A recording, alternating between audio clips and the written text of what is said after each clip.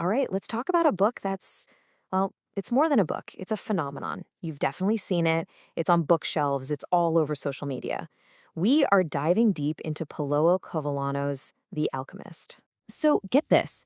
Since it first came out way back in 1988, this little book has sold, wait for it, more than 85 million copies around the world. I mean, that is just a wild number. It's been translated into tons of languages, making it one of the best-selling books in all of history. And that's the real mystery, isn't it? How did this seemingly simple fable about a shepherd boy on a quest for treasure just completely capture the world? What's the secret sauce here? How did it connect with millions and millions of people? To figure that out, let's start with the story itself. The journey that started this whole global phenomenon. So, our hero is this kid named Santiago. He's a shepherd in Andalusia, Spain, and he keeps having this recurring dream about a treasure hidden near the Egyptian pyramids. So what does he do? He sells his sheep and decides to go for it. He's going to chase the dream.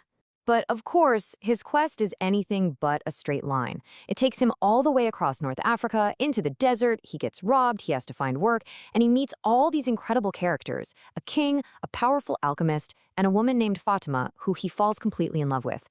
It starts as a physical journey for treasure, but it quickly becomes a spiritual one.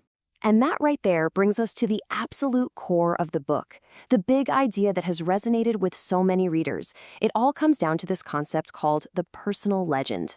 So, what exactly is a personal legend? Well, the book puts it really beautifully. It's that thing you've always wanted to do. It's your true purpose, your mission on this planet. It's not just some goal, it's the very reason you exist. And this is probably the most famous line from the entire book. It pretty much sums up its whole philosophy. The idea is that if you truly, deeply commit to your personal legend, the universe itself will literally rearrange itself to help you get there.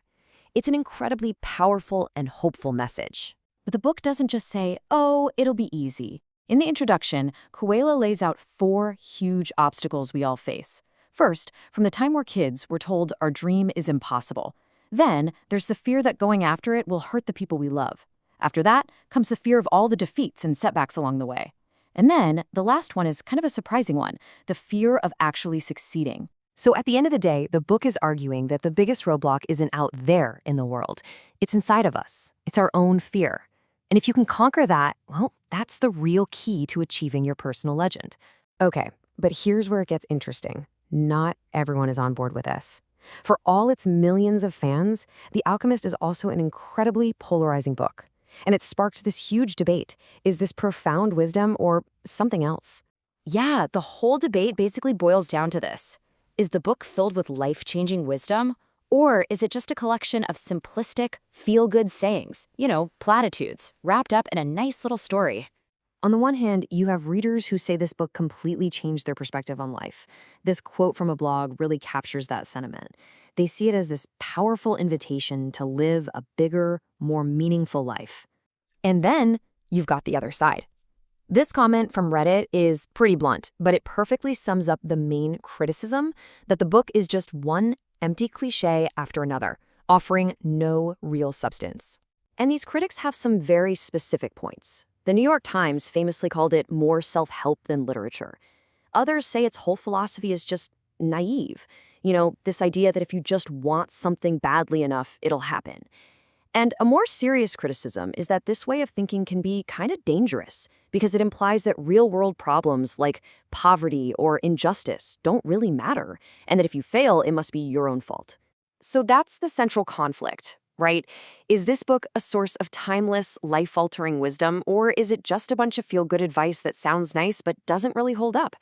The answer might be hidden in the story itself.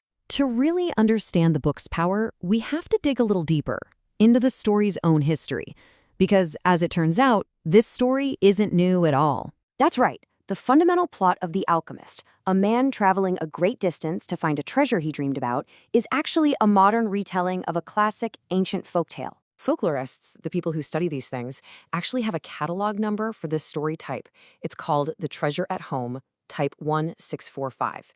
And the basic idea is always the same. Someone dreams of treasure far away, goes on a long journey, and then learns from a stranger that the treasure was actually back home the whole time. And people have been telling this exact story for centuries. You can find a version of it in a poem by the 13th century poet Rumi. It also shows up in the famous collection 1001 Nights. Paulo Coelho's novel is just the latest link in a very, very long chain. And sure enough, that's exactly how The Alchemist ends. After his entire epic journey to Egypt, Santiago was told by someone about their dream, a dream of a treasure buried in a ruined church in Spain, the exact spot where Santiago's journey started. He goes home, digs, and finds the treasure was there all along. So this gives us a whole new way to look at it. Maybe the book's incredible power isn't about being this completely original work. Maybe its genius is in taking a universal, timeless story, that the journey is what matters, and telling it in a way that feels deeply personal and relevant to us today. Which leaves us with one last question to chew on. The biggest knock against The Alchemist has always been its simplicity. But what if that's also its greatest strength? Is its message simple because it's naive and unrealistic? Or is it simple because, like the ancient folktale it's based on, it's timeless? That's something for you to decide.